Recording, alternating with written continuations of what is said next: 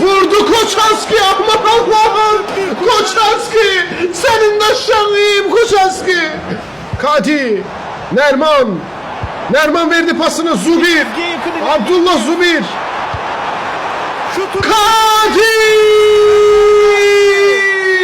Çok erken buldu. Kadi. Nuri Borges. Malinovski atır. Kadi Borges yelledi. Titeledi. João Pedro verdi pasını Neto. Neto geçti. Vurdu Koçanski. Kadi'den Kaşuka. Kaşuk.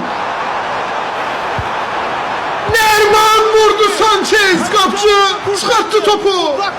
Kadi Borges. Ortaladı içeriye. Emmayer. Kalyo vurdu.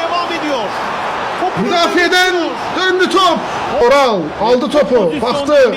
Verdi pasını. Kaşçuk vurdu. Yine Sanchez. Yine Kürşen zerbe. Palmer vurdu. Direğden döndü top Koçanski. Dengeşe bir pas Kadi. Kadi'den muhteşem klas bir pas. Yankovic kabadan çıktı. Yankovic. Neto vurdu Koçanski, aman Allah'ım. Koçanski, senin de şanlıyım Koçanski.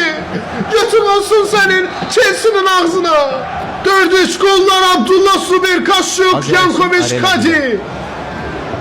4-3, 4 tane nalladık. Daldan gitti Chelsea'ye.